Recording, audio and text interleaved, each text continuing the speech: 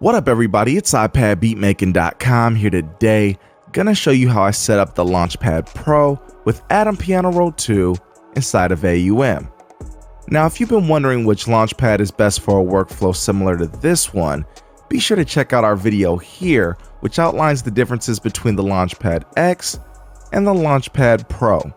I think it'll really help you make the best decision and understand the possibilities of both. Now the first thing we're going to do is make sure we've got our LaunchPad connected to our iOS device, and after that we're going to go to the menu and then hit MIDI control. Now up here you'll see it says no MIDI source, tap to connect, so we'll go into that menu and then we will connect our LaunchPad. For the X you should have 2, and for the Pro Mark III you should have 3 different connections here.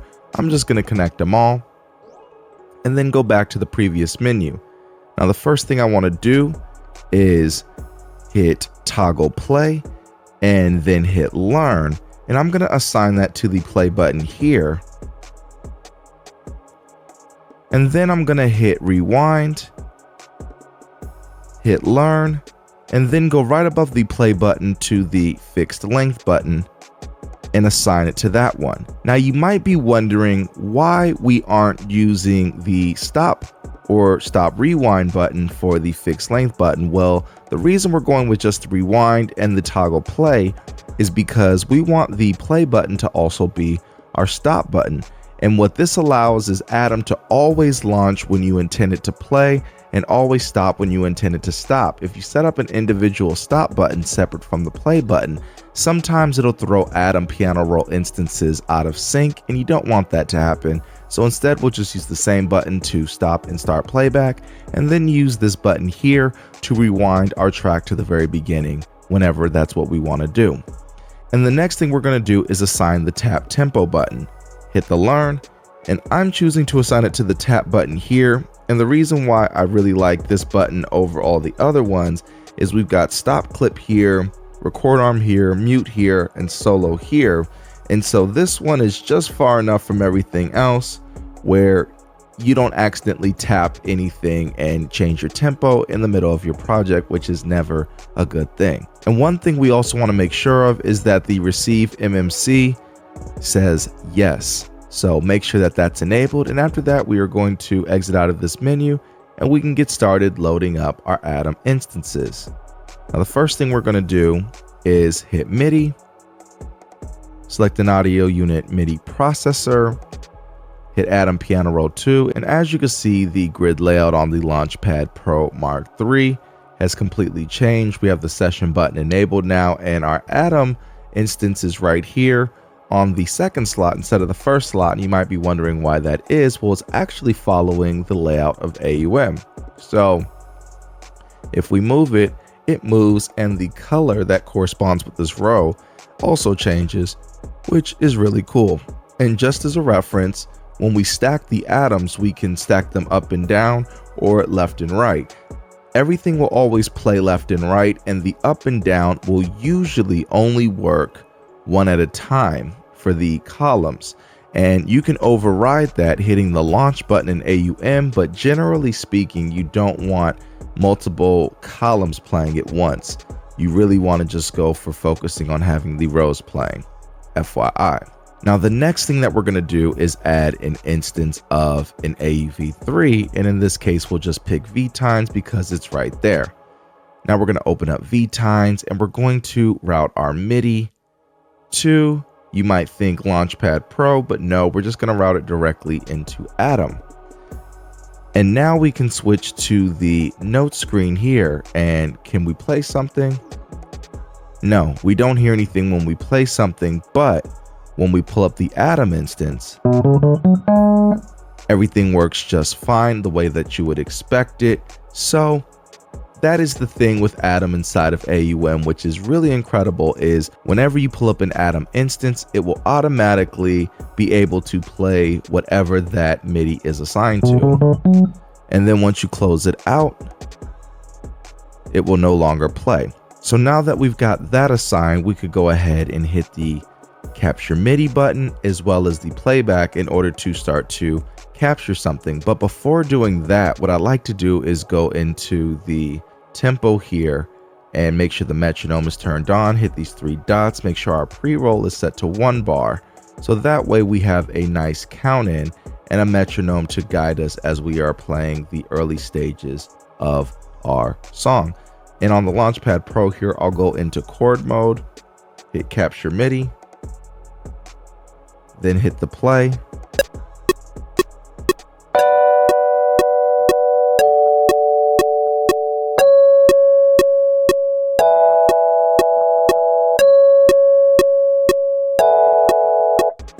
Totally messed that up, so I could go back into the session now, hit clear, and then it will completely clear out that take, which is really good, really convenient. And another thing I can do is I can extend this to 4 bars instead of the 2, which is the reason why it ended up playing like that. And now we can capture MIDI again to arm the track, and then we can hit the playback button. After hitting the rewind button, which is our fixed length button,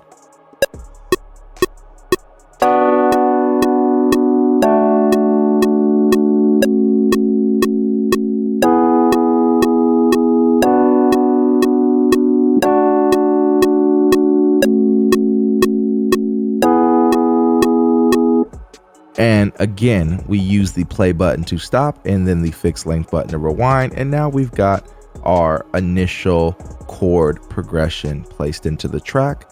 And then we could easily add another instance of Atom Piano Roll 2.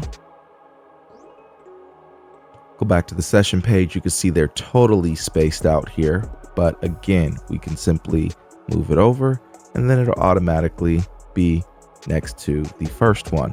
And so what I could do with this one is add an instance of Koala. And I know a lot of people like to sequence inside of Koala, and I have no intentions of stopping you from going through with that workflow, but for me, I like to sequence the Koala samples inside of Atom Piano Roll 2 because again, I like having access to being able to launch them right here on the session screen.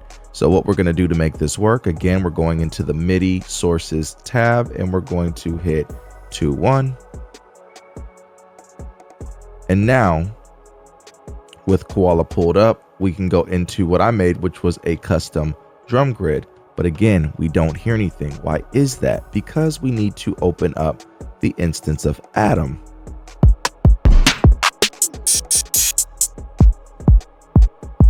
So there we are. Now we've got that and we can go back to the session page, hit capture MIDI.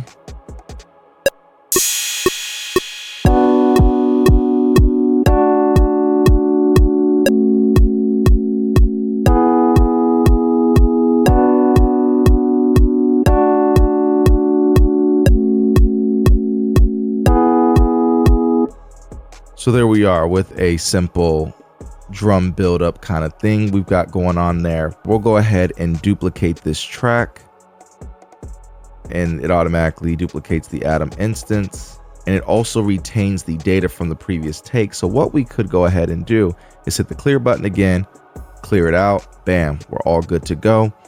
And what we'll do is create another audio track of Koala.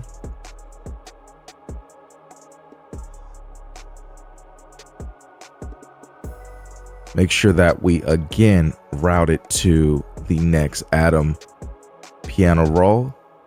And then we're going to load up our kit.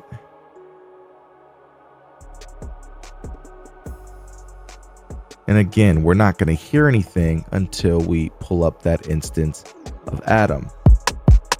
And another cool thing we could do within Koala Sampler is we could go ahead and play any of these pads chromatically.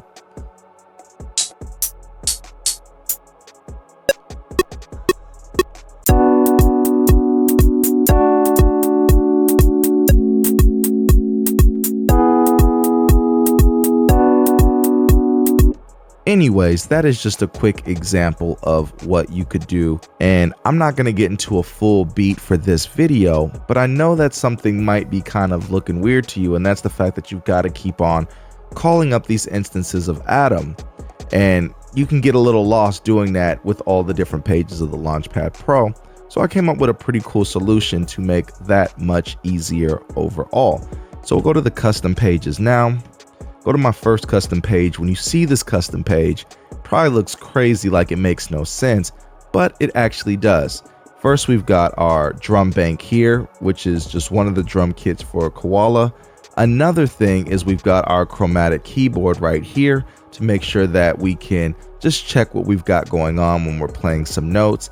And you'll see these color coded here to roughly match what we've got going on the session side with the Atom instances. And what we'll go in and do is assign some of the Atom instances directly to these pads. And so we will pull up Show Plugin, hit Learn, and bam, we've got that assigned. Now what that does is as soon as I hit this, I've already called up the Atom instance, and now I can play it comfortably instantly and then put it back. And now you don't hear anything. Call it up again. Bam. And I would do that for each instance of Atom Piano Roll 2. So again, Show Plugin, then go to the next one.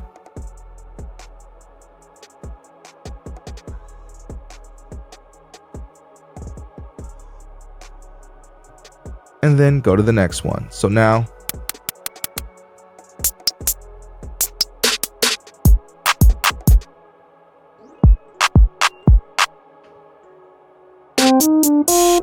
you can see you can have two pulled up at the same time and you'll hear both sounds.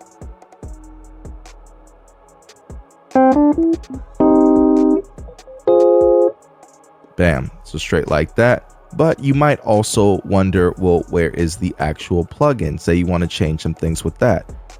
Down here, I did another set that pretty much matched this one, but they go in this square formation in order to be able to fit on this page. I didn't want to have to keep turning multiple pages, but what you can do is I've color coded these to match for the most part, so that way we can now have a reference and go into V Tines, which was our first one.